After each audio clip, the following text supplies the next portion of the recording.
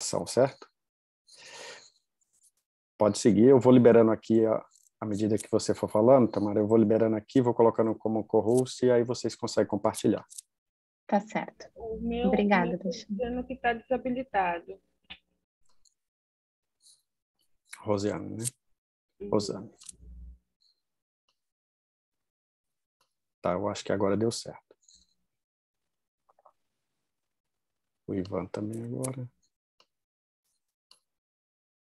Pronto. Acho que todas e todos agora conseguem. Se vocês não conseguirem, por favor, me avise. Desculpem imensamente aí o atraso e os problemas técnicos. Tamara, por favor.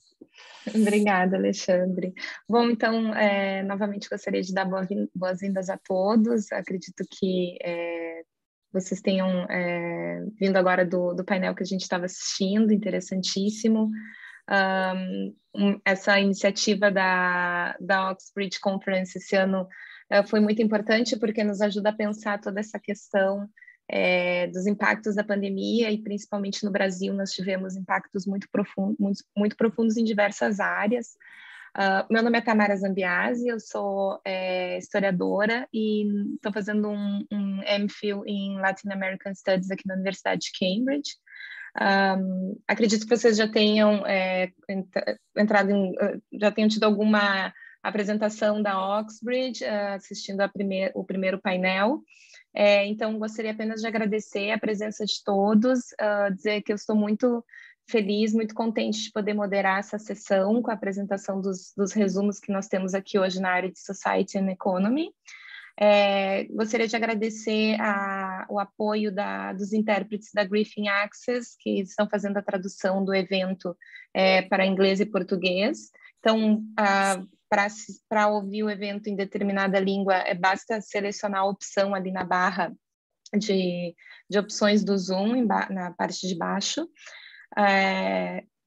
Eu gostaria de avisar que essa sessão está sendo gravada e que as perguntas, por favor, coloquem na seção do Q&A ali de perguntas e respostas, que a gente vai fazer uma rodada ao final das apresentações. Então, cada apresentação tem um tempo limite de 10 minutos e ao final de todas as apresentações a gente faz essa rodada de perguntas e respostas e um bate-papo.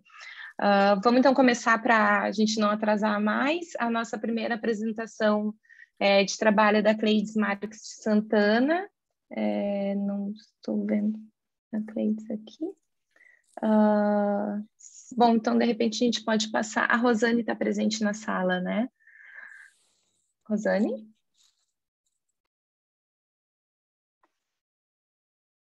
Alô? Oi, Rosane.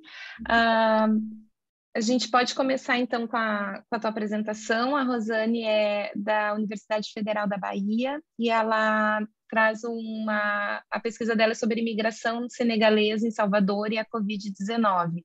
Rosane, são 10 minutos de apresentação, eu vou marcar o tempo para ti. Por favor, fique à vontade para iniciar. Rosane? Ah, tá. Estão vendo? Sim, estamos vendo.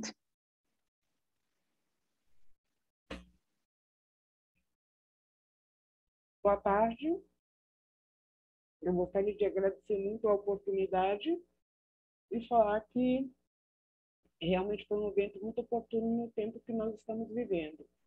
Eu sou da Universidade Federal da Bahia e é um recorte da pesquisa de doutorado, que é continuação dos trabalhos que eu já fiz na graduação, e também sobre o mestrado, que também foi sobre a migração senegalesa. Então, o resumo, rapidamente, ele fala sobre essas questões que são investigadas, né? A relação dos estudos migratórios com a literatura comparada, é uma pesquisa quali-quanti, e, no caso do doutorado, eu estou perguntando, procurando, tentando descobrir quem são os migrantes e refugiados em Salvador, especificamente focando as novas comunidades, que é a realidade dos migrantes não brancos que agora adentram pelo Brasil, especificamente escolhem Salvador como o grande polo de atração do Norte e Nordeste. E aí eu faço essa citação da nossa saudosa Pesavento, né?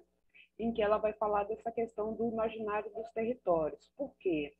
Porque Salvador tem uma relação histórica com o que a gente costuma chamar de Costa dos Escravos, mas basicamente o Senegal, se andássemos diretamente sobre o mar, a gente daria de cara com Dakar, né?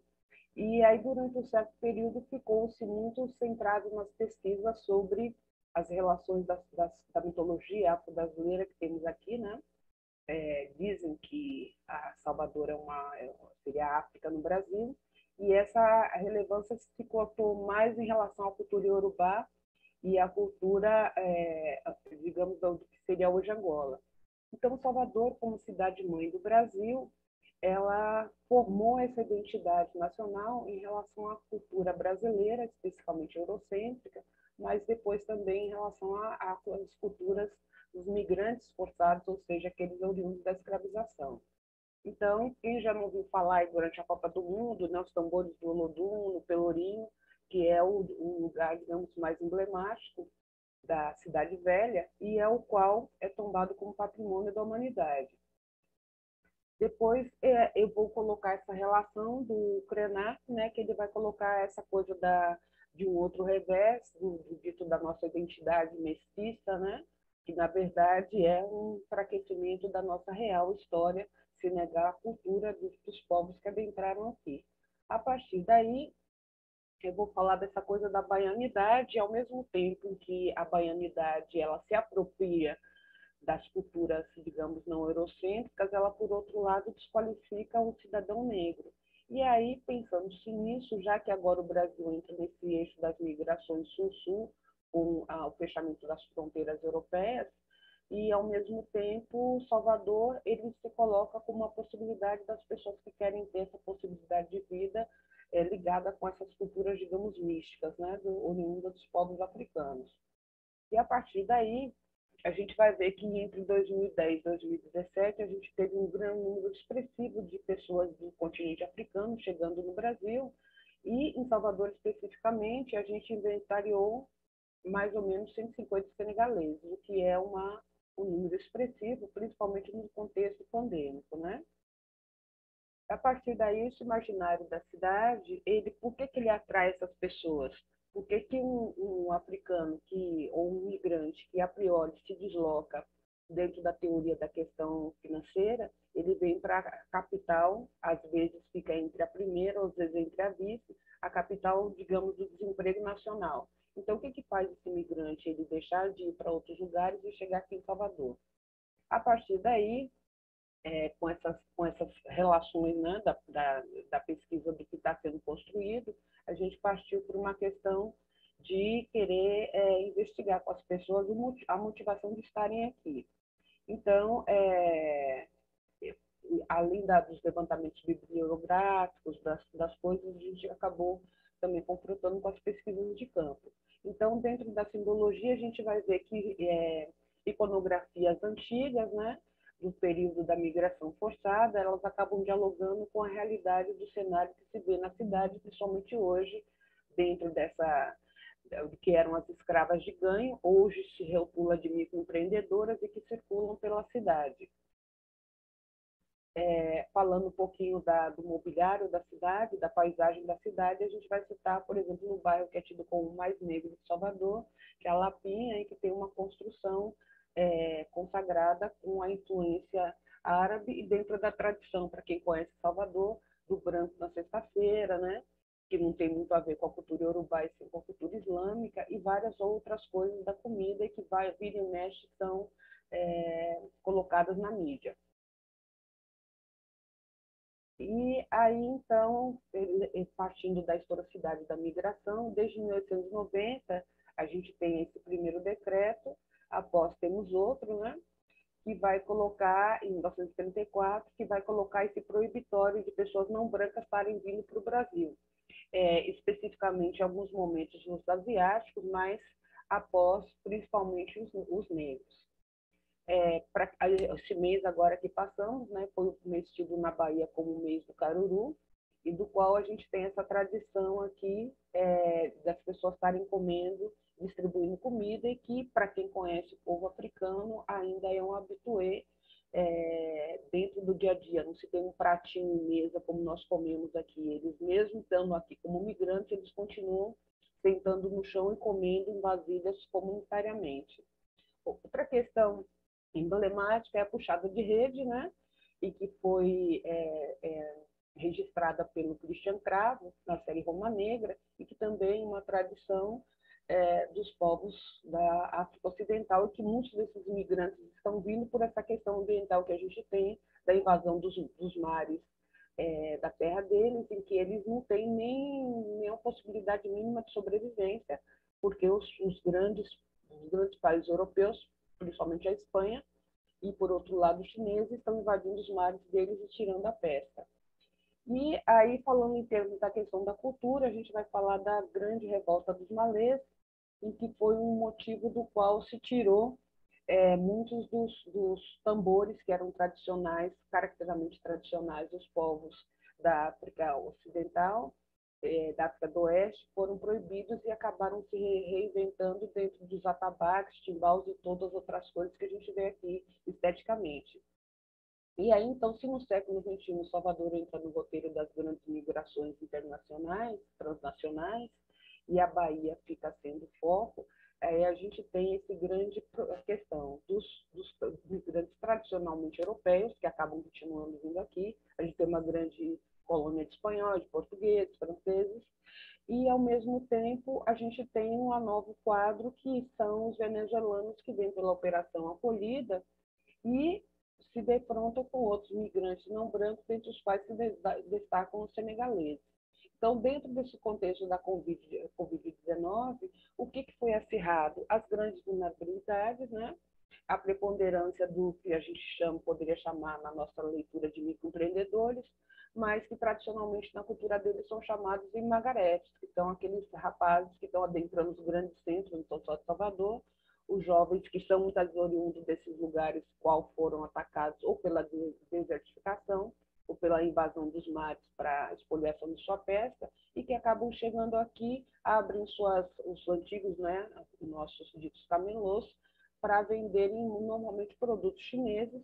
No caso de Salvador, pela questão da cultura afro-brasileira, muitos já estão vendendo tecidos, máscaras e coisas que sabem que tem um consumo certo, não só daqui, como das pessoas que veem essa simbologia e vêm fazer esse tipo de compra na cidade.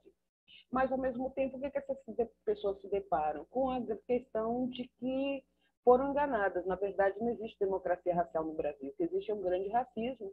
Então, uma das principais questões que eles se deparam, não só com a questão da discriminação, da questão racial, como também do imaginário que foi construído de África no Brasil, não de ser um lugar com um continente, mas sim todo mundo que vem de lá é africano, está doente, morre de fome, né?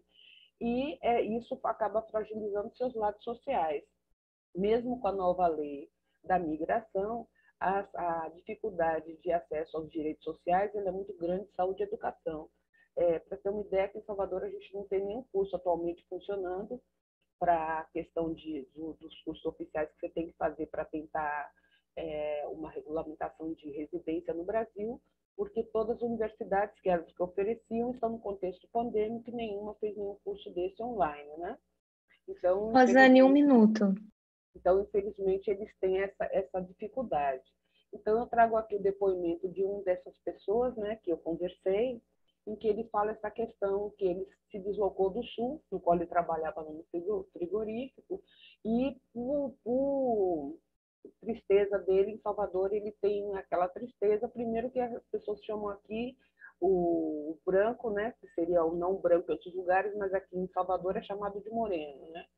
E aí essas pessoas não se acham negras, então eles sofrem muito com essa discriminação e o choque, quando eu falei em relação ao convívio social, deles acharem que realmente esses africanos estão aqui porque a família passa fome.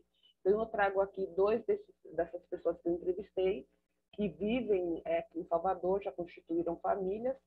O mais velho já é de uma leva anterior a essa última remessa, né, de imigrantes, e estão ali trabalhando no centro histórico. E aí, como é a conclusão, né? Que a questão da residência permanente em Salvador, ela coloca várias decepções. Muitas dessas pessoas são em relação ao não só aproveitamento do seu gabarito, repertório cultural, a partir do momento que também se inventou no Brasil a griotização, ou seja, dizer que toda pessoa que tem saberes não acadêmicos é um griot. E isso é uma titulação muito honorífica no país deles. Então, aqueles que dominam alguma linguagem artística que não conseguem ser reconhecidos como artistas, têm uns mestres aprendizes. E, por outro lado, a questão das suas relações de sociabilidade e relações comerciais, que já eram difíceis no contexto de Covid, ficou muito pior, porque não tem nenhum acesso às questões trabalhistas e sociais, principalmente que essa cidade não tem nenhuma estrutura de acolhimento. E aí, então, trago essas referências no qual eu cito os levantamentos do Observatório da Unicamp, que lançou um livro do qual eu tirei algumas atualizações da minha pesquisa, os impactos da Covid-19 em Salvador, né? E o Atlas das Migrações Norte e Nordeste. Obrigada. Obrigada, Rosane. Vamos passar, então, para a próxima apresentação. A Rita de Cássia está presente? Rita? Sim. Oi, boa noite, boa tarde, boa noite, Boa dependendo da Tudo localização geográfica. Aqui é boa tarde ainda. Bom, seja bem-vinda. Então, a Rita de Cássia Souza Moreira, ela é da Universidade Federal de São João del Rei, e ela vai apresentar o trabalho sobre a Colonized Subjectivities, the Production of the Good Citizen in Brazil and its Engagement Towards the COVID-19 Pandemic. Por favor, Rita, fica à vontade para compartilhar os seus slides, começar a tua apresentação. São 10 minutos, eu te aviso quando chegar. Só uma coisa antes de eu começar, eu não tenho slides, eu vou falar sobre o trabalho, e eu vi que vocês colocaram o nome da Isabela separado do meu. A Isabela é a coautora do artigo, certo. Mas ela não conseguiu estar presente hoje, porque a gente teve uma troca de painel, a gente ia ser só semana que vem. Mas tudo bem. Certo. E eu ia fazer minha apresentação em inglês, mas eu acho que eu vou me fazer melhor, vou me entender melhor em português. Pode ser? Claro que sim, temos a tradução, fica à vontade para fazer a apresentação como ficar melhor para ti. Tá, seja bem-vinda, obrigada. Tamara. Eu que agradeço. Bom, então essa pesquisa foi a pesquisa de iniciação científica com financiamento do CNPq na Universidade Federal de São João del Rei, que utilizou a pesquisa bibliográfica para investigar o processo de produção de subjetividades colonizadas que reproduzem relações desiguais de poder no Brasil, para entender os impactos desse tipo de subjetividade na produção de políticas públicas, principalmente no contexto de Covid-19, para, por fim, apontar possíveis saídas a partir da proposta da transmodernidade, para a criação do sujeito político, que seria uma alternativa ao sujeito colonial. O trabalho fez um percurso que analisa os aspectos psicológicos e políticos dos sujeitos coloniais, que tem a sua expressão atual na figura do cidadão de bem, apoiador do presidente Jair Bolsonaro, com o objetivo de entender como o pensamento neoliberal, neoconservador desses sujeitos enfraquece a construção dessas políticas públicas, o que é especialmente problemático nesse contexto de pandemia. Então, a pesquisa se fundamentou no campo decolonial, sobre os conceitos de colonialidade de gênero e colonialidade do ser, em articulação com o conceito marxista de subjetividade, que entende essa subjetividade como uma síntese de processos biopsicossociais e condições materiais de existência.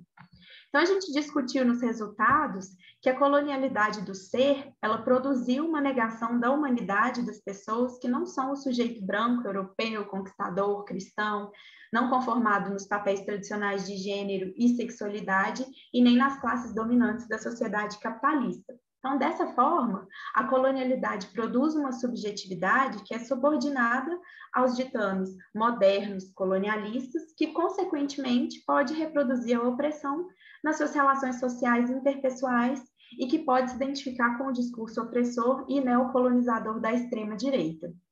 Então, o ser colonial, no fim das contas, é um não ser. Isso implica que ele, mesmo não sendo nem europeu, nem estadunidense, ou branco, ou com posses materiais, ele pode ser impelido a crer que se ele seguir os paradigmas ideológicos hegemônicos, ele vai ter os chamados direitos humanos, que são sua dignidade e seu direito de existir, preservados, ainda que a sua realidade concreta não corresponda a essa crença.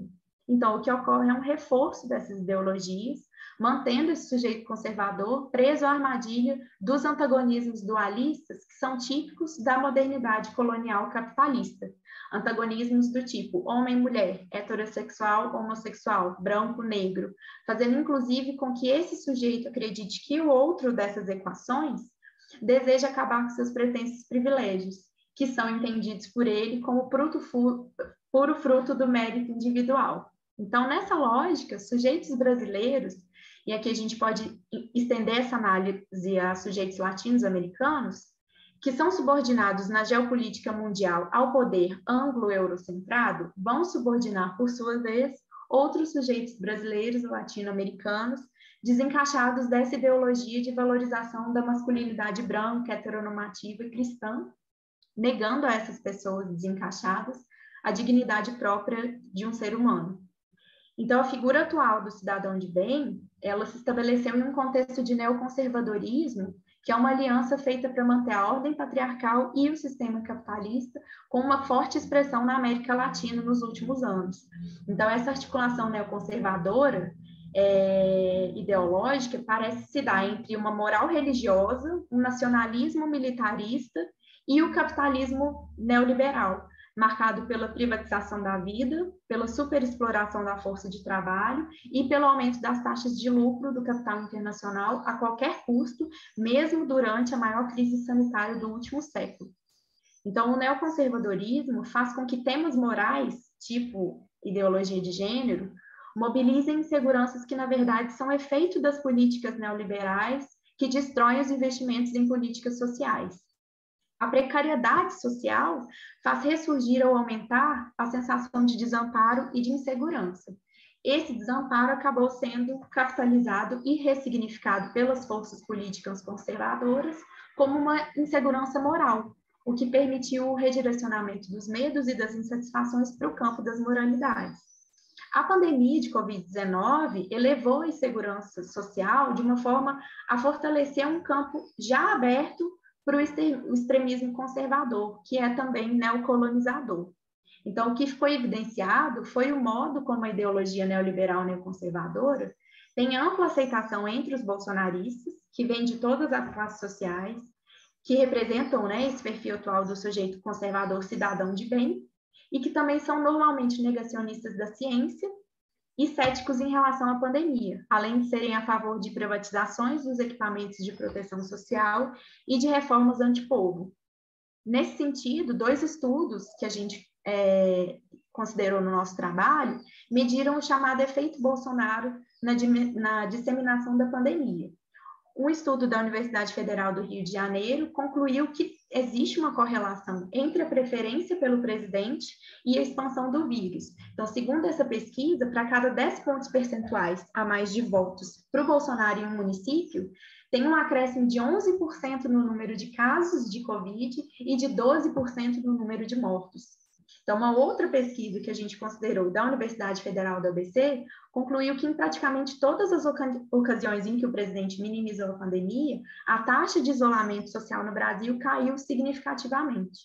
E cabe apontar que o afrouxamento das medidas de contenção prejudicou principalmente as camadas de classe mais vulneráveis da população trabalhadora, sujeitas aos deslocamentos diários em transporte público, fora do padrão de segurança sanitária, para acessar os seus postos de trabalho, além de ter proporcionalmente mais comorbidades.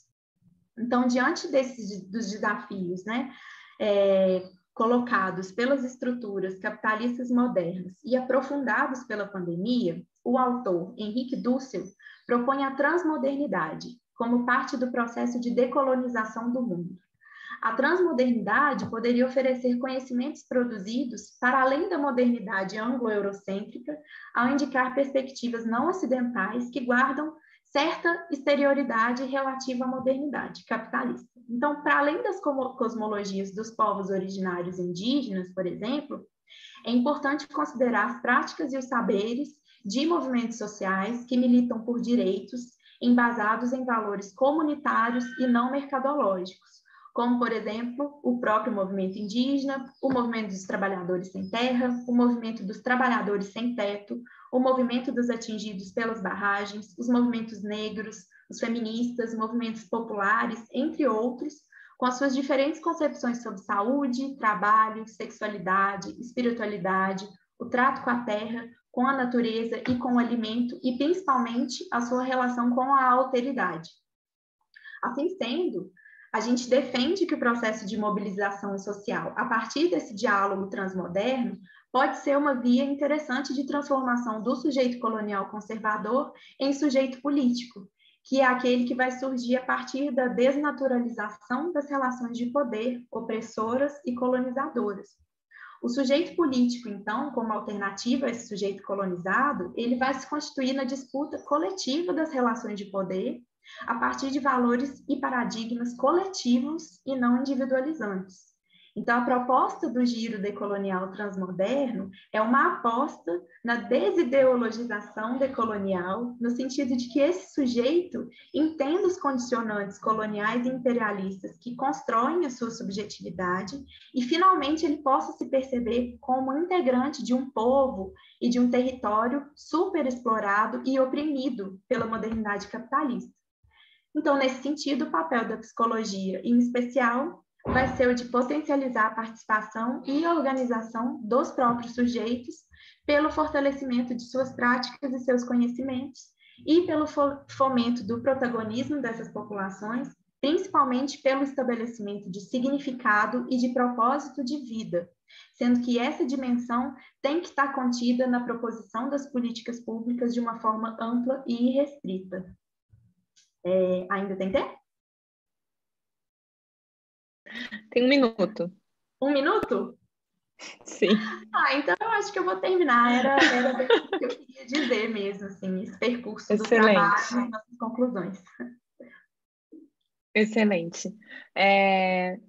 Obrigada, Rita. Obrigada a você. Vamos passar para o próximo palestrante.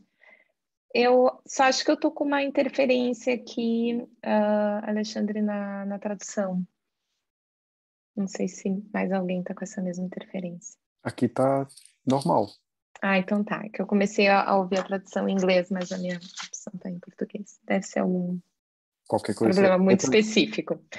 Bom, então tá. Então vamos seguindo para a próxima palestrante, a Cleides Marques de Santana, da Universidade Federal do Oeste da Bahia, e ela vai apresentar o trabalho Interface Perversa e Silenciosa no Mundo do Trabalho, Precarização, Servidão e Colonialidade no Brasil. Cleides, por favor, fica à vontade. Oi? Oi, boa noite. Oi. Eu queria compartilhar. Oi, boa noite. Boa tarde, né? Boa tarde, é verdade. Eu queria compartilhar. Tá? Peraí. Alexandre, tu consegue? Eu acho que você tem a tela aí para compartilhar, Cleides? Aparece para você a telinha verde embaixo? O sinal verde? Aparece. Tá. Mas não está aparecendo o meu trabalho. Quer mandar para aquele e-mail que a gente mandou agora? Se quiser, eu acesso aqui e compartilho para você. Então, um momentinho. Tamara, se quiser colocar alguém na frente, aí eu vou pegando a apresentação da Cleildes e a gente faz uma sequência. Tá certo, então. O Luan está presente?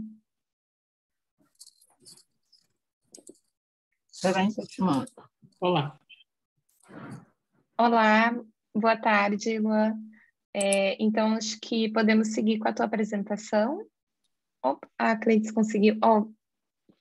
Essa é a minha. Se você quer... Tá, desculpa. Então, tá bom. Então, Luan, vamos seguir com a tua apresentação. Então, o Luan é do Manchester Institute of Education, da University of Manchester, do Reino Unido, e ele vai apresentar o trabalho LGBTIQ People in Brazil Left to Support Themselves During COVID-19, Vulnerabilities, Coping Strategies and Recommendations for More Inclusive Crisis Policies.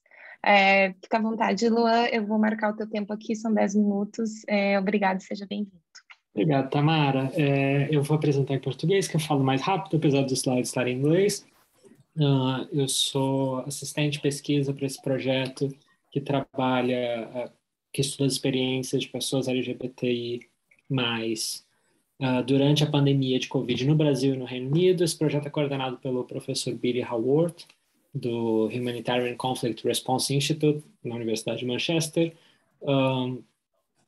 O Dr. Billy não pode estar aqui, que ele está na Austrália agora, e por causa do fuso esse horário ficou impossível.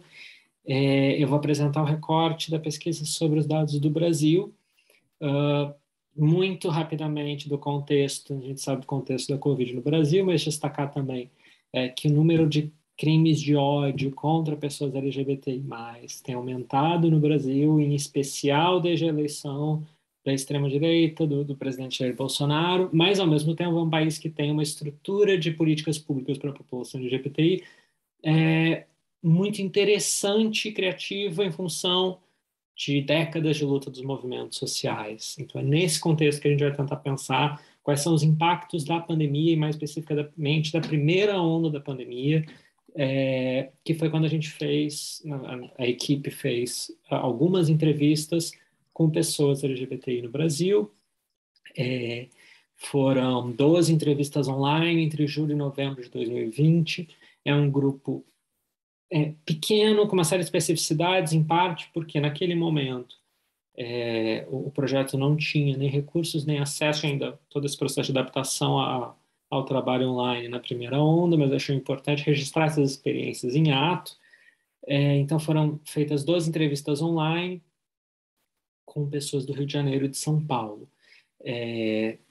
Vocês podem ver, né, que nos quadros que foram 7 homens gays, 3 mulheres lésbicas, 2 pessoas bissexuais. Em termos de identidade de gênero, a gente só teve uma pessoa trans, todas as outras pessoas cis, ou seja, pessoas cisgênero que se identificam com o gênero que foi atribuído no nascimento e que é registrado nos documentos.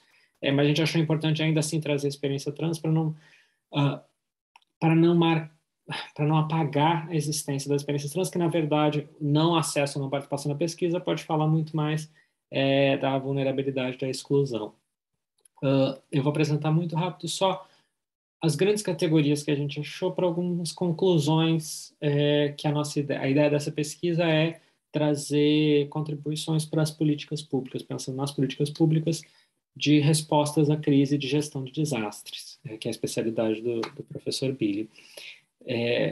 A primeira coisa sobre o isolamento e a vulnerabilidade e a precariedade em termos butlerianos dessa população. Se a gente pensar que a população LGBTI, de alguma forma, né, de várias formas, já sofre com diferentes maneiras de isolamento e de discriminação em comunidades próximas ou nos primeiros grupos, como a família e escola, vizinhança, etc., a gente pode pensar como isso se intensifica nos efeitos do lockdown e de lockdowns que não ofereceram alternativas em termos de formas de acesso a cuidados e apoio em saúde e assistência social e direitos humanos, né? Então, em encerramentos muito rápidos, sem sistemas alternativos.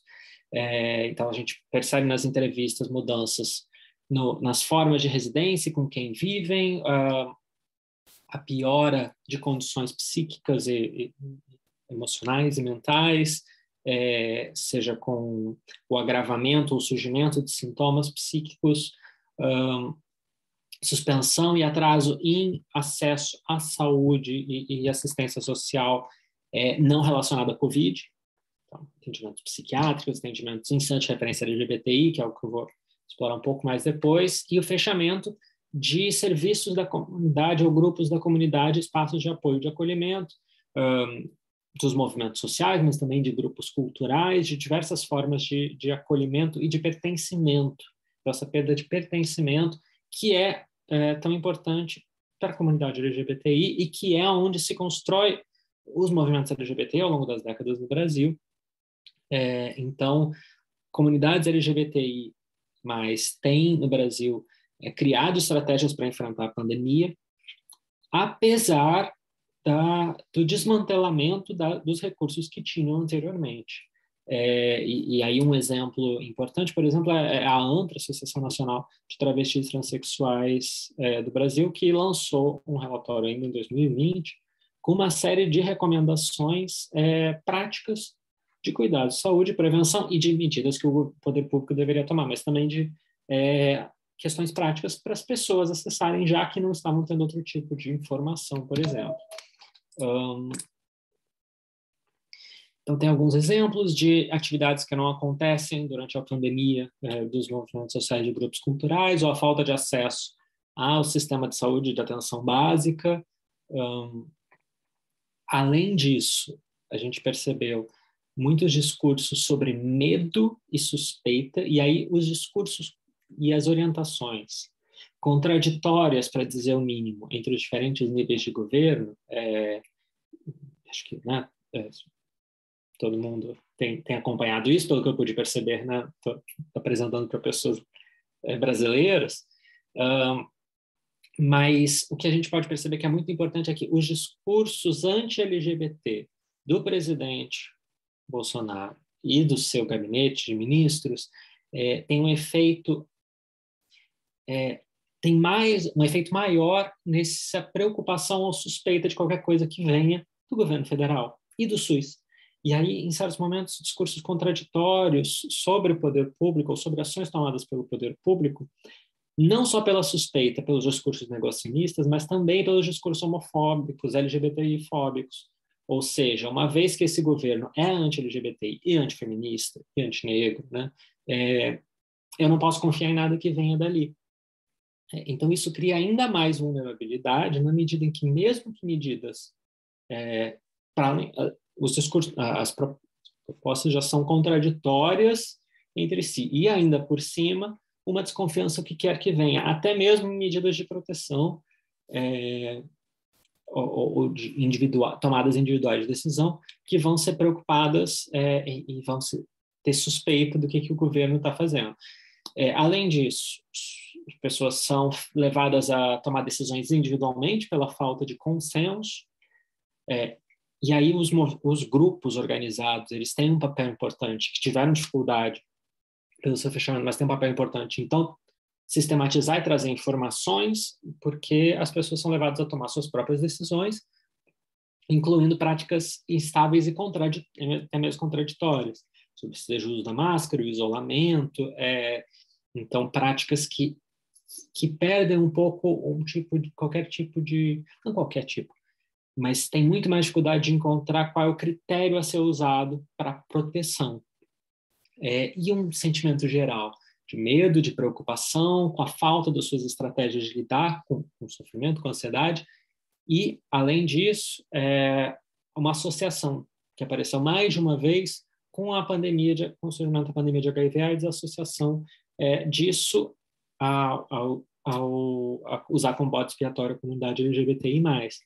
Ou seja, discursos que culpam a comunidade LGBTI+, pela propagação de uma pandemia. Isso aparece na Covid novamente, tanto em relatórios internacionais quanto na preocupação das falas de algumas pessoas participantes. E aí a gente aparece de novo essa vulnerabilidade maior, acentuada, da comunidade LGBTI numa situação de crise sanitária. Ao mesmo tempo, tem práticas de resistência, de redução de desigualdades, e é interessante que muitas vezes os participantes destacam as questões de privilégios, as posições privilegiadas e a preocupação com comunidades ainda mais, com grupos mais vulneráveis, foram mencionados, por exemplo, profissionais do sexo e população em situação de rua, como dois grupos dentro da população LGBT que estariam ainda mais expostos e vulneráveis durante a pandemia. Então, as experiências LGBTI, elas não são únicas e universais, isso é importante destacar.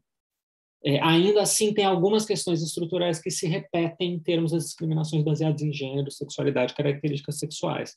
Então, é importante perceber essas desigualdades dentro da comunidade, mas ao mesmo tempo quais questões que são estruturais e vão organizar a discriminação e a vulnerabilidade dessa comunidade, dessa população.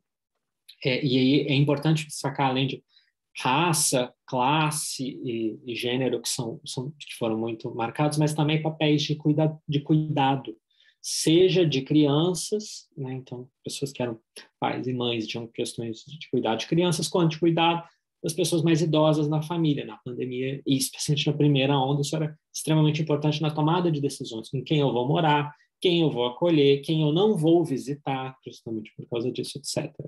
E a gente não tem dados... Luan. A gente não tem dados suficientes, mas a questão do cuidado é uma questão também que parece estar associada à população LGBTI. Serviços especializados foram fechados, então a política, os interessantes políticos de Rio de Janeiro e São Paulo são estados com centros de referência públicos que foram fechados.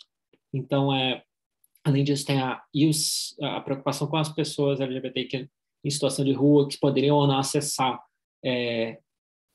serviços de acolhimento, como a Casa 1 e a Casa NEM, que são da sociedade civil, mas os centros foram interrompidos e, além disso, o que continua aberto teve funcionários que morriam de Covid, funcionários travestis, idosos que morriam de Covid, então colocando essa população LGBT que está vulnerável em diferentes níveis.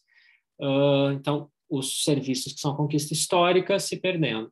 Só para destacar que os participantes então nos falam, né, das inúmeras consequências, corroborando com relatórios internacionais, e aí questões de como são especialmente impactados por serem da população LGBTI, as disrupções nos serviços especializados, o que não é necessariamente uma novidade, na verdade agrava ainda mais uma situação que já acontece há anos, o desmonte das políticas públicas.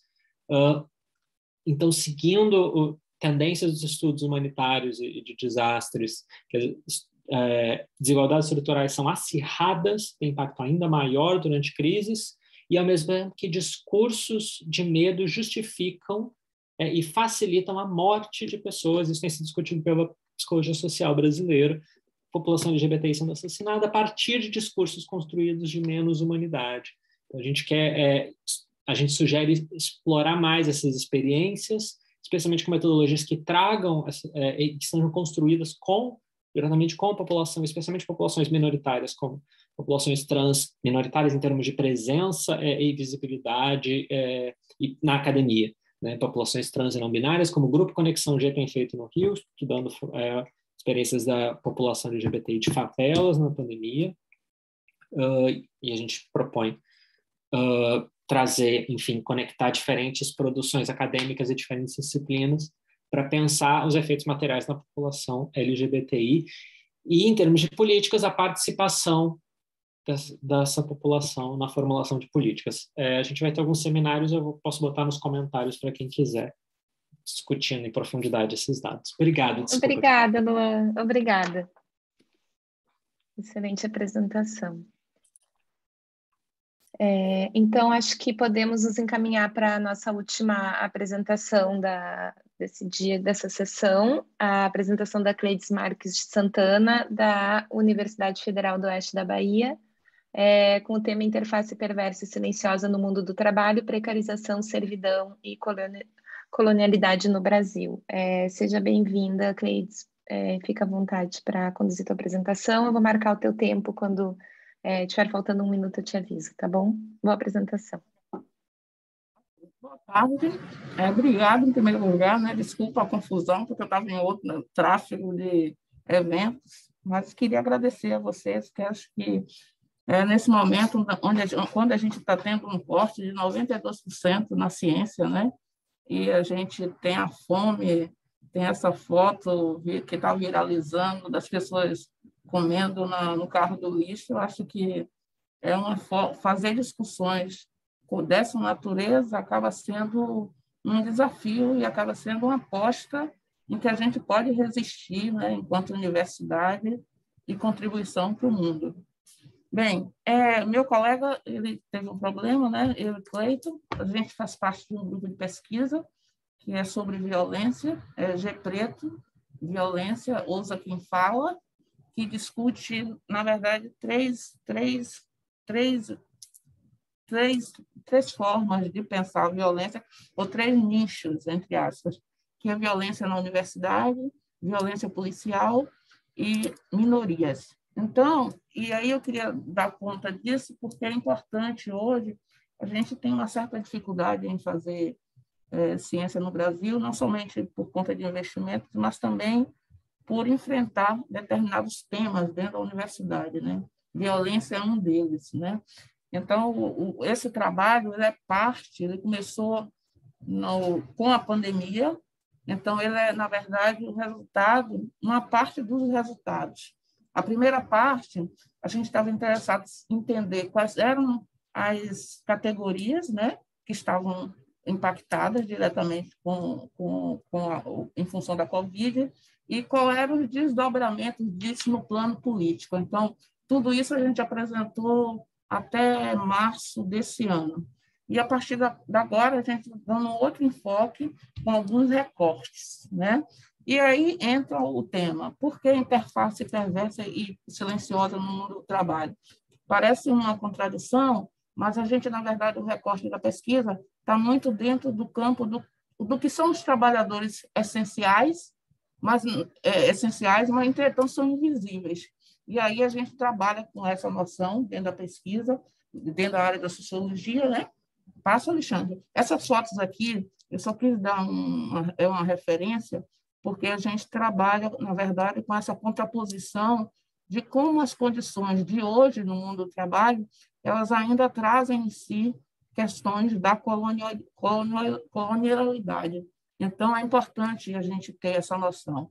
Então, a gente discute nesse texto esses efeitos da pandemia no mundo do trabalho, buscamos entender, na verdade, fazer uma relação entre essas categorias e os marcadores, né, que é raça, gênero, classe e território, e dentro disso, como um guarda-chuva, a gente discute a centralidade do trabalho, né, considerando a história, a herança escravista e colonial do Brasil, e se a gente percebe que essa herança ela está marcada por algumas questões. Se a gente puder pensar, mas não de forma tão formatada. A gente tem 3 momentos dessa história do trabalho no Brasil. Um primeiro momento do agrarismo, né, onde você tinha um trabalho que resultava em produto de subsistência. Depois você tem um industrialismo, onde você tinha emprego. E essa era digital, ela está marcada, sobretudo, por serviços. Só que a gente não pode perder de vista que isso não se adequa a todo, se a gente pensa em Brasil, urbano e rural, essa configuração ela não se aplica, na medida em que você ainda tem na cidade um pouco de agrário, um pouco de industrialismo e também o digital. Então, é uma interface que há dentro dessa herança. E o que a gente discute é como, na verdade, a servidão e a precarização ela está presente em todos esses momentos e ela permanece de forma mais acentuada ou aparece de forma mais acentuada agora com a pandemia, né? Evidencia. E aí, na pesquisa, a gente buscou qual era esse nicho, quais eram as categorias de trabalhadores que mais sofriam esse processo de precarização e de perversidade do ponto de vista de precário, né? E a dimensão da servidão.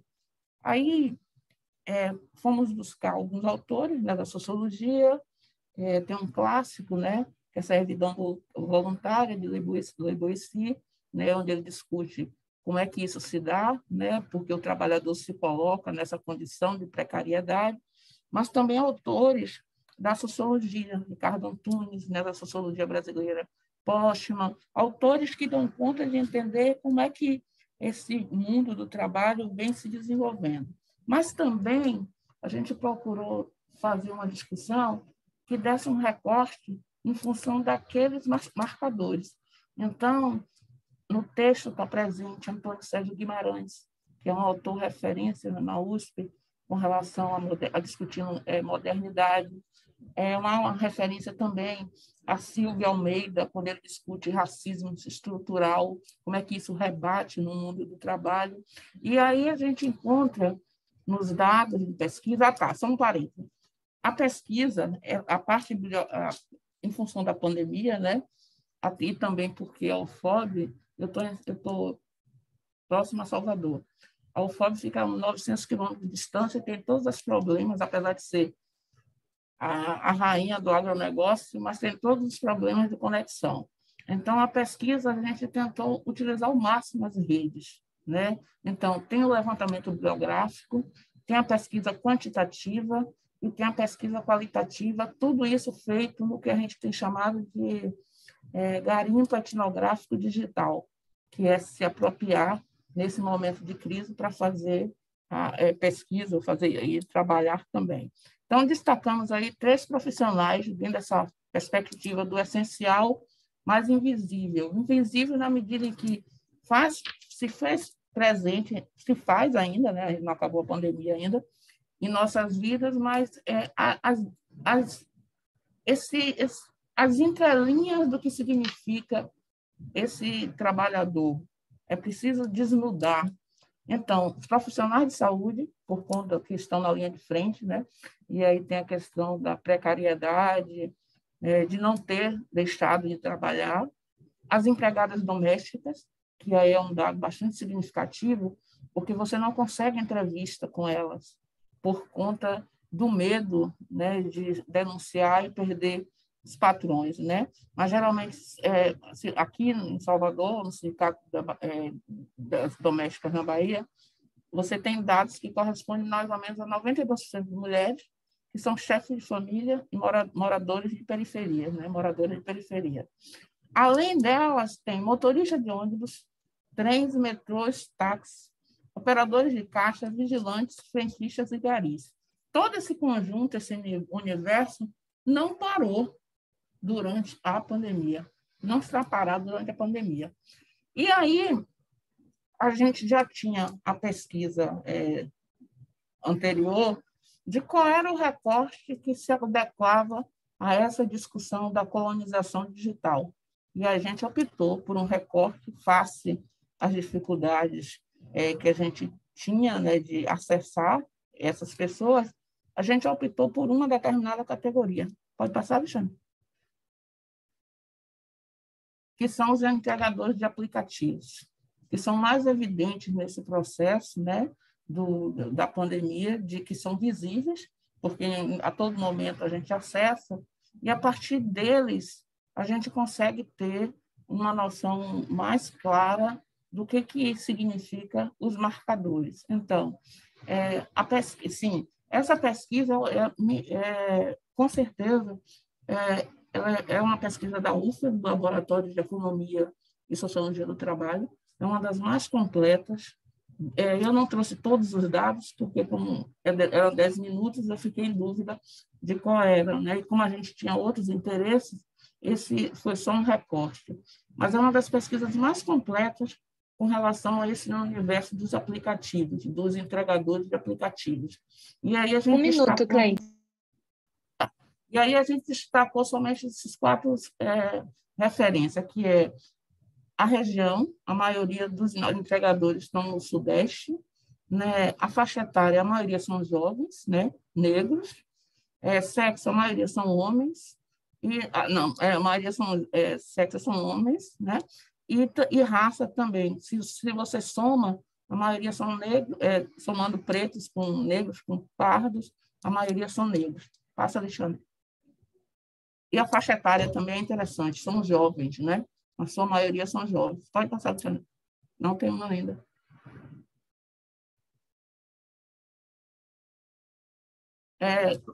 Que síntese a gente tira disso aqui? Essa questão da masculinidade, né, nesse setor, a questão de ser jovem, ser pardo e preto, um dado que é a outra fase da pesquisa, que a gente começou, mas não terminou ainda, que é esse item 3, que é como o papel das meninas enquanto entregadoras de aplicativos. você tem relatos de assédio, violência e tratamento diferenciado, as condições de trabalho, de não ter condições de ir no banheiro, troca de absorvente, todas as precariedades que você pode imaginar. Então, esse é um outro dado de uma pesquisa que ainda está em curso. O que a gente pode tirar disso? É que esse novo proletariado digital ele apresenta uma crescente deteriorização quanto a salário, desemprego, informalidade, perda de direitos, alta rotatividade, contratos precários, e o que é mais significativo no relato de todos é essa ideia de quem é o teu chefe. E aí a gente chama de algoritmo como capataz, né? Você tem, tudo mensurado pelo aplicativo, né? Todo o processo de trabalho é feito por isso. Toda essa discussão ela está embasada nesses autores que eu fiz referência. E aí a gente trouxe esse último dado aqui, que é um autor bastante significativo, pouco lido no Brasil, ele faleceu ano passado, acho que no início da pandemia, que é o antropólogo David Graeber. Ele vai chamar tudo isso, vai fazer um questionamento sobre a questão da moralidade do trabalho. E ele diz assim, a gente está brigando por quê? A gente está brigando por trabalhos de merda. E é uma expressão bem interessante, porque ele está colocando o seguinte, que sociedade é essa que valoriza de maneira qualitativa e dentro do status da sociedade, algumas como visíveis e invisíveis, melhor ou pior. Então, ele diz, tanto que ele brincava, quando ele dizia, alguém perguntava, você é o quê? Ai, professor, ai, doutor. E rasgava uma seda e disse, não, é um trabalho de merda. Que é o trabalho que a sociedade precisa, é esse que está aí, que me serve, que está servindo a gente. Então, eu acho que abre uma discussão no campo da sociologia do trabalho para a gente pensar como, na verdade, há uma fragmentação, né? Há uma valoração de determinados serviços, né, que não é contemplado nos sindicatos, e por isso eu coloquei essa última foto, porque é um movimento do movimento de entregadores de aplicativos em São Paulo, que teve o Galo, que tem Galo como representante, onde ele contou até hoje, por isso também a gente escolheu. É uma das únicas categorias que permanece mobilizada desde o início da pandemia. E a grande questão que a gente abre, que certamente é uma outra pesquisa, é a dificuldade dos sindicatos de lidar com esse grupo, que não é trabalhador formal, mas não consegue emplacar uma bandeira, né? Então, é essa a discussão da pesquisa. Como, na verdade, a gente tem hoje uma quantidade de jovens, né, com nível de escolaridade baixo, em trabalhos precários. E isso tudo está dentro desse guarda-chuva, vou fechar, está dentro desse guarda-chuva dessa herança colonial. E tem uma frase que também embasa um pouco toda essa discussão, que é de Adorno, que eu vou fechar, porque eu acho que ela é bem significativa. Ela diz o seguinte, o passado só estará plenamente elaborado no instante que estiverem eliminadas as causas do que passou. O encantamento do passado pode manter-se até hoje, unicamente porque continua existindo as suas causas. É preciso fazer esse movimento de aprofundamento e reflexão desse contingente no Brasil que se encontra na fome, né, na miséria e na precariedade. Só isso. Obrigada. Obrigada, Cleide. Excelente apresentação. Obrigada. Bom, nós temos algumas perguntas para os apresentadores de trabalho. Não sei se a Juliana quer ler ou passar para os palestrantes. Eu coloquei elas no chat, então, para a Rosane, Rosane, essa imigração senegalesa tem como destino final o Brasil ou é apenas uma passagem para outros destinos? A maior parte das pessoas que eu entrevistei, realmente, elas querem ficar em Salvador. E aí foi uma das questões que eu coloquei durante a apresentação. Por que querer ficar num lugar que tem uma grande dificuldade econômica? porque se tem um contexto da cidade, do imaginário, das relações sociais que tem muito a ver com o patrimônio civilizatório africano no Brasil. Apesar de ter essa fragilidade toda em relação às políticas públicas, sociais, jurídicas, né, para todo migrante, mas especial para o migrante não branco, porque ainda sofre as contingências da xenofobia e da discriminação racial, mas mesmo assim eles querem ficar aqui. Então é uma das teorias que eu estou trabalhando, que é da migração simbólica, no qual você tem outros atrativos na cidade, no cenário da cidade, e aí por isso também que eu coloquei a citação da professora Pesavento, no qual o que é construído na cidade, mesmo fragilizado em relação a essas questões que eu já coloquei, de racismo, xenofobia, etc., e questão econômica, mas trazem um bom viver. E aí, então, vai se construindo essa rede bem oportuno agora, né? Depois da apresentação dessa nossa colega, mas aqui eles ainda não entraram na questão desses trabalhos relativos à questão digital. Realmente continuam com uma nova releitura dos trabalhos de ganho, que são não só deles, são nossos, né? Do vender na rua, vender roupa, vender comida, do cortar cabelo, do fazer trança, ou seja, os mesmos trabalhos da migração forçada, tem uma atualização agora com esses novos africanos que estão na cidade. Muito obrigada, muito obrigada. Em São Paulo, tem um CIEJA, que é o CIEJA Perus 1, que tem um trabalho com os haitianos.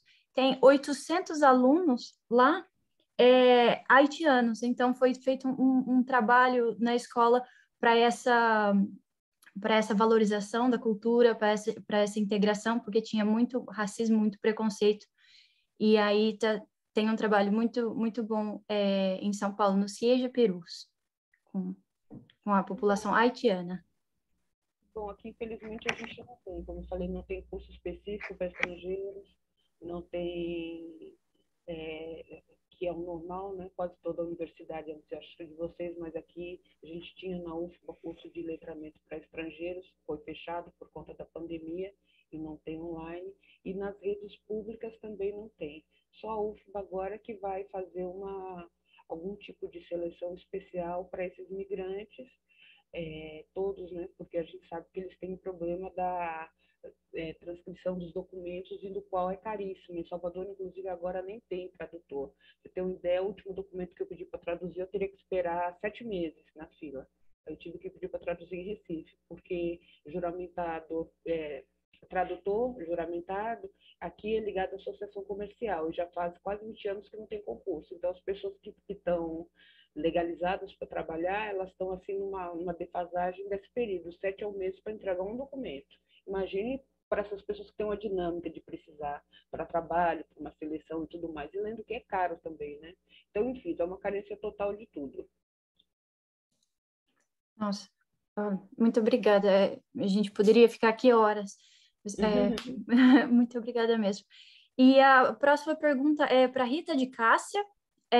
Rita, você fala em ferramentas de inclusão como forma de combate à insegurança moral do bom cidadão. Como se daria isso na esfera pública? Vocês estão me ouvindo? Estão me ouvindo? Beleza. Bom, na verdade não seriam bem ferramentas de inclusão, assim, porque da perspectiva do feminismo decolonial, que é uma teoria que a gente usou bastante, o horizonte mesmo é o fim do sistema capitalista, porque ele é entendido como o gerador desse intercruzamento das opressões de classe, gênero, sexualidade e raça. Então, a gente não vê vantagem em ser incluído nesse sistema, que ele é opressor e subalternizante em sua essência, mas eu acho que eu entendi o que você quer dizer com inclusão. Desse cidadão de bem relacionado à esfera pública, né? Então, aí, que a gente pensa? Em segundo ponto, assim, essa insegurança moral, ela, na verdade, ela tem um fundo que é uma insegurança social, que vem da precarização da vida, né? Com o aprofundamento do desemprego, da crise econômica, né? Do aumento de inflação, da perda de poder econômico das classes trabalhadoras.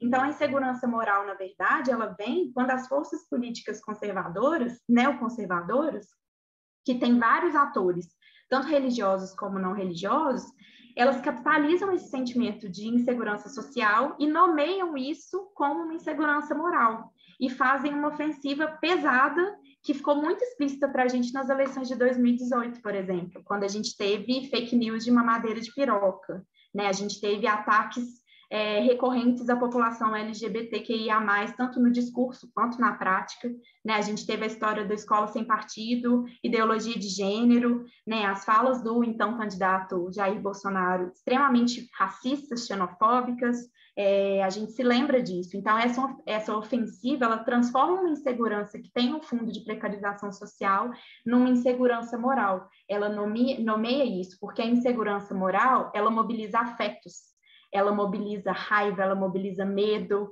ela mobiliza todo tipo de afeto mais básico que a gente tem e transforma isso numa arma política.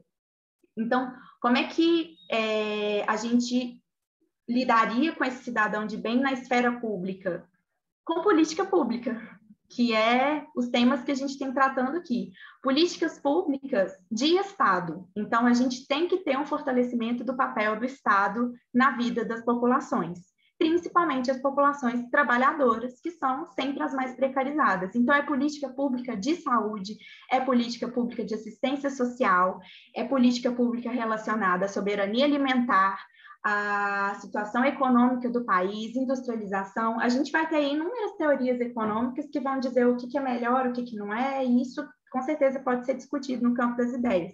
Mas política pública é o que vai ajudar com essa insegurança social que não vai poder ser capitalizada tão facilmente por essas forças conservadoras. Então, é isso que a gente entende como... Por isso que a gente pensa no fortalecimento dos movimentos sociais que vão disputar esses espaços de poder no sentido da construção dessas políticas públicas.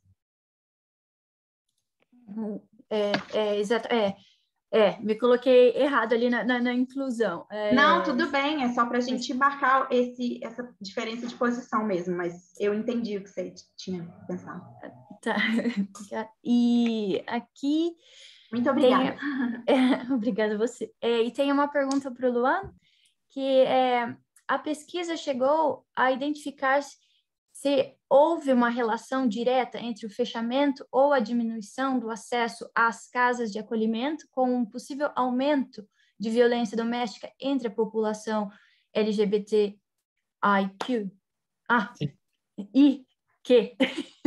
Sim, obrigado, Juliana. A gente não, nas entrevistas que foram feitas, não identificou essa relação direta, porque o que apareceu nas pessoas entrevistadas era, inclusive, a tomada de posições de cuidado na família, enfim, e não de conflitos familiares, como uma experiência direta, mas também apareceu muitas vezes como um relato sobre terceiros. Então, amigos, comunidade, que sabem, né, dizendo, sei que essas pessoas que são minhas amigas, que são aqui do bairro, que não sei o quê, estão sofrendo violência doméstica, voltaram para casa, estão sofrendo violência doméstica, e eu não tenho para onde sugerir onde ir, porque esses serviços estão suspensos. Então, eu não diria que é uma relação direta, porque a gente não tem esse dado direto na nossa pesquisa, mas isso aparece como um relato, como uma narrativa. E a recorrência dessa narrativa, eu diria, parte da psicologia social, que faz sentido de que tem algo aí que está aparecendo e que não conseguiu ser diretamente acessado pelo método da pesquisa. Mas alguns relatórios de pesquisas mais quantitativas, de larga escala, durante a pandemia, mais recentes também, já identificam esse aumento da violência doméstica, e que durante o período de lockdown, principalmente, não tinha alternativa de solução. Você não podia sair da sua cidade, você não podia acessar nenhum tipo de lugar, você não podia circular, literalmente, então isso criava um problema prático, né? E aí, só para marcar também, não é uma crítica ao lockdown como política e ao isolamento, é a falta de recursos alternativos no momento em que se institui o isolamento. E aí, essa falta de recursos alternativos tem impactos mais profundos em certos grupos, né? É isso que a gente acha importante ressaltar. Obrigado. Obrigada a você. Agora, o Alexandre está com a palavra. Por favor, Alexandre. Vou colocar uma pergunta para a Cleildes. Assim, todos os trabalhos muito interessantes, e eu estava muito animado com essa mesa, porque são realmente temas, todos eles, muito críticos, né? Segmentos da sociedade que estão sendo bastante impactados. E, Cleildes, na tua apresentação, assim, achei excelente, achei uma abordagem muito interessante, muito importante, e duas perguntas rápidas. Uma é a curiosidade em relação às fotos, achei muito impactante, interessante, se você usa fotos, se vocês estão usando fotos no processo de pesquisa e de que forma, né, fotografias, né, dessas relações de trabalho. E outra é essa questão que você finalizou falando de como esses trabalhos, né, esse mercado de trabalho, principalmente esse novo mercado de trabalho, está se organizando ou não se organizando, mas de certa forma a gente vai vendo ele se comportar de forma diferente de sindicatos ou de modelos que se desenvolveram no passado, mas eles estão se organizando. Você falou do Galo, por exemplo, que aponta como uma liderança super impactante, aí, super importante, né, nesse grupo aí que está cada vez mais forte, mais fortalecido e com uma pressão enorme, né, sobre as condições de trabalho que ele enfrenta. Então, eu queria entender um pouco mais da tua visão sobre essa mobilização de liderança, né? Se vocês olham isso, se vocês veem uma tendência, como é que isso pode ser observado, se já consegue ter uma ideia no futuro. Obrigada, Alexandre. É o seguinte, a primeira questão, sim, as imagens, porque como você delimitar o tempo e tinha uma observação que se passasse de 10 ia cortar, a gente acabou, na verdade, fazendo um recorte. A gente tem trabalhado com o Jorge de Roberman. Ele trabalha com a chamada dialética, imagem dialética. É um campo relativamente novo no Brasil, do ponto de vista de pensar para além da imagem. Os vários livros dele trabalham com essa perspectiva. As imagens falam. Então, nesse outro trabalho que eu falei para você, que dá conta da pandemia, das categorias e do que resultou em forma de protesto, há uma análise bem bacana que a gente apresentou em Portugal com relação às imagens, porque você... E é interessante, porque quando você fala em ir além das imagens, você vai perceber, por isso que eu usei essas imagens, eu queria, na verdade, discutir, mas não deu tempo, que ela desconstrói a ideia, por exemplo, do neoliberalismo, de empreendedorismo. Essa ideia, por quê? Porque você tem uma população negra, se você quiser colocar nesse pacote de empreendedor, ela era desde quando pós-abolição. Você entende?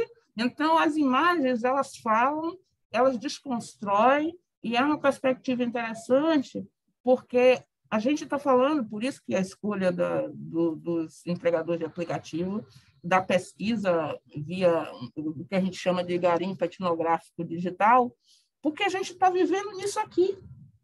Tem quase 2 anos que a gente está vendo imagem, a gente está usando Instagram, a gente está usando o Face, Twitter. As imagens têm esse poder. E eu acho que é interessante que, dentro da trajetória do Didi Huberman, ele traz esse link com o passado, com a história dele, né, do nazismo.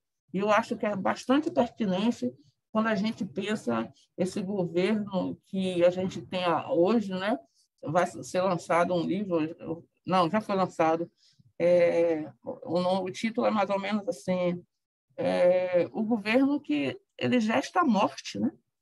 A CPI está aí. E a gente tem um material bastante amplo dentro desse campo, porque as mortes, como elas foram, as não vistas e as vistas, né? A ausência dos rituais, né? O fato de você ter aquelas cruzes. Então, isso diz muito, ela nos revela. Então, tem sim essa perspectiva de trabalhar as fotos, de as imagens, não por imagem, não como adereço, mas dentro do que a gente chama de estética da resistência, né? Com relação à segunda pergunta, e aí eu vou ser bem direta com você, porque eu acho que a gente está dentro de um quadro, eu sou professora, Cleiton também, e os outros integrantes também, a gente tem bolsistas, e eu acho que é interessante a gente aprender a se posicionar para ver se a gente muda a maré do país que a gente está. Cleiton é anarquista, eu sou simpatizante, e a gente tem, além da vivência política, a gente entende que esse modelo de representação em sindicato, ele já não cabe. É preciso pensar, por exemplo, por quê? Porque acaba sendo uma representação de fachada, que não dá conta. Se a gente tem o que tem hoje, do ponto de vista das relações de trabalho, a gente deve a quem? O que a esquerda tem feito dentro desse panorama? Quem tem apostado na reforma trabalhista? Então, e mais do que isso, eu acho que você presta atenção, a Europa está bombando, a direita está indo para a rua contra o passaporte, mas vai, a gente pode discordar, porque eles estão discutindo outras questões para a lei da liberdade, mas vai. Presta atenção no que tem acontecido no Brasil para a gente fazer um ato. A gente tem mais de 600 mil mortes, a gente não consegue emplacar um impeachment. A esquerda o tempo todo fica dizendo, não, espera ainda, não dá para sair na rua agora, não. Né? Os trabalhadores, esse contingente, a gente está com 14,7 milhões de trabalhadores desempregados. A fome voltou ao patamar, como colocou a professora Silvia, e a gente tem uma esquerda fazendo o quê? Uma esquerda. Então, nesse sentido, eu acho que teve um trabalho que a gente apresentou agora sobre a questão dessa estética, e quando foi justamente logo depois que Galo tocou fogo na estátua do Borba Gato, né? E aí houve, se você observar, a gente fez um panorama de qual foi o posicionamento de teóricos em relação a isso. E a gente percebe o quanto eles estão linkados a essa herança colonial, porque a maioria deles, com exceção do professor Vladimir Safato, todos eles acharam um absurdo o Galo ter tocado fogo na estátua de um bandeirante estuprador e todas as mazelas que você pode imaginar. Gente de esquerda.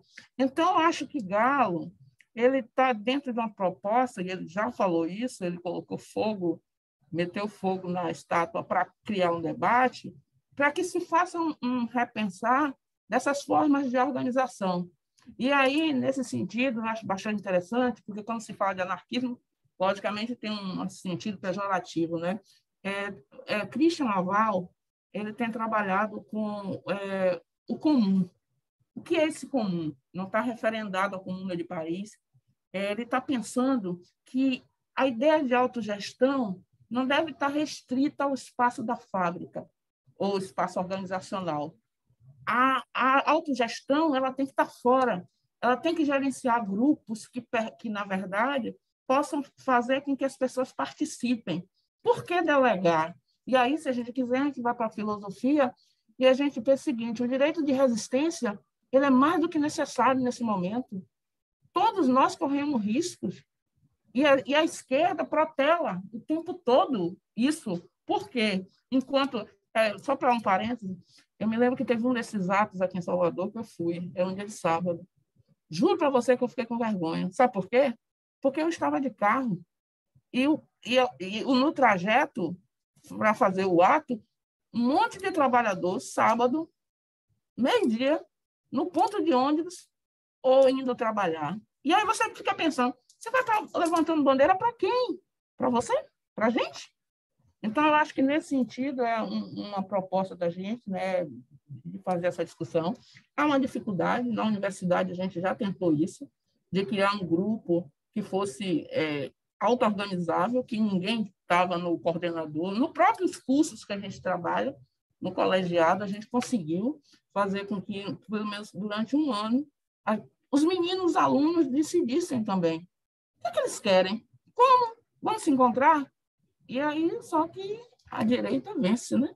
Tem vencido, pelo menos, e aí acabou essa gestão que funcionava, era muito rica, mas o medo, né? O poder encanta, né? Então, eu acho que, dentro do que eu tenho percebido de Galo, eu espero que ele não se corrompa já que a gente tem eleições em 2022, que ele consiga, na verdade, constituir um movimento que possa, na verdade, quebrar com essa esquerda fantasma que a gente tem.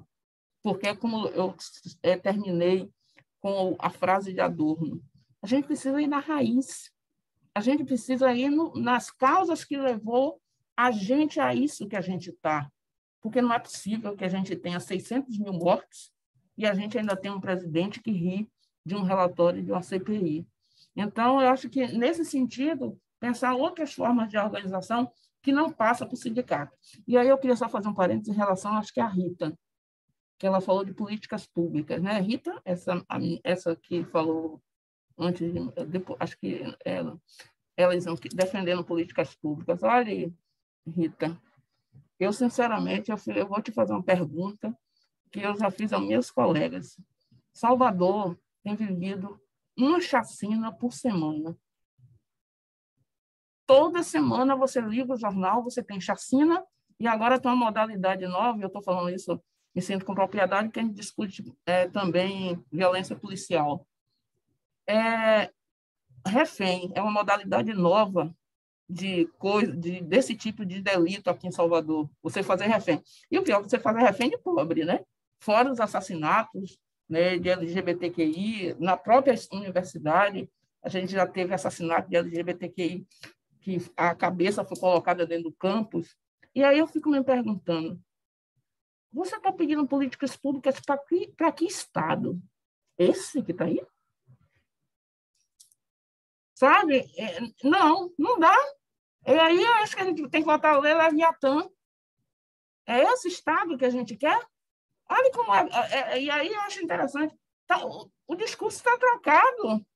Observe que a fala de Bolsonaro, ela cola. Por quê? Por que ela cola? Sabendo a gente que é um absurdo. E a gente quer política pública para um Estado que mata, que massacra. Então, eu acho que se a gente consegue, na verdade, virar a chave. Eu acho que, eu não sei tua geração, mas a minha, eu nunca fui de partido, mas sempre fui simpatizante da esquerda, mas eu acho que a gente precisa virar a chave. Eu tenho vários alunos bolsonaristas em sala de aula. Eu sou professora de sociologia. Você não sabe a dificuldade que é você ter que proteger um aluno porque ele tem uma orientação sexual e quando o aluno bolsonarista diz que vai pegar ele no ponto de ônibus quando terminar a sala. E aí você fica dizendo, você acha que o Estado, a universidade está aí, tem um reitor que está referendado com o ministro da Educação, que fala o que a gente vê, e aí você vai pedir política de Estado. Eu acho que a gente tem que virar a chave, mas virar mesmo, porque com essa configuração que a gente tem, a gente não vai avançar. Obrigada, Cleides. Nossa, acho que encaminhamos então para o encerramento dessa sessão com essa fala importantíssima da Cleides. A gente vivendo esse momento complexo e obscuro, então produção e disseminação do conhecimento ele se torna ainda mais importante, né? Ainda mais com esses excelentes trabalhos que tivemos aqui, principalmente com essa heterogeneidade. Então, obrigada a todos, excelentes apresentações e discussões e pontos para que a gente realmente possa refletir e tentar avançar nas nossas áreas, né? Buscando uma situação um pouco melhor num horizonte visível. Eu gostaria só de deixar o lembrete que na próxima terça-feira, dia 26, nós temos o painel Politics and Policies. Horário do Brasil é da 1 às 2h30 da tarde, horário aqui do Reino Unido das 5 às 6h30 da tarde. Então, compareçam, sempre é muito importante a gente ter esse engajamento também, né, com as atividades onde a gente possa realmente pensar em todas essas questões que a gente tem enfrentado nesse momento no Brasil. Né? Desculpe. Resistir. Exato, é um ato de resistência. Também é um ato de resistência. Bom, com isso encerro então a nossa sessão. Agradeço mais uma vez a todos os participantes. Foi excelente, obrigada e uma boa noite a todos. Boa noite, parabéns, gente. Sensacional. É resistir e esperançar, né? É o que Alexandre, vamos lá.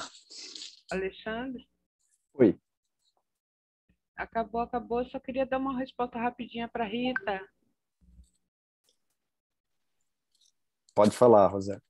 Ela Se os perguntou aqui Deixa eu só falar para os intérpretes, se elas quiserem sair, podem desligar, tá? Muito obrigado para vocês duas aí, Ana Maria, Karine. Uma boa noite. ela Pode falar. perguntou, a menina perdeu, se houve uma piora de vida da população senegalesa no Brasil durante a pandemia. Bom, em relação ao Brasil, eu não posso dizer, mas em relação a Salvador, apesar da gente estar aí nesse interrogatório sobre as políticas públicas, né? Mas eu acho o seguinte, que só não estamos piores que realmente durante o bom período, para quem é militante sabe, lutamos a duras penas para fazer baliza no Estado, desde a nova Constituição até outras coisas que têm garantido um pouco de menos barbárie no nosso país. Em relação a Salvador,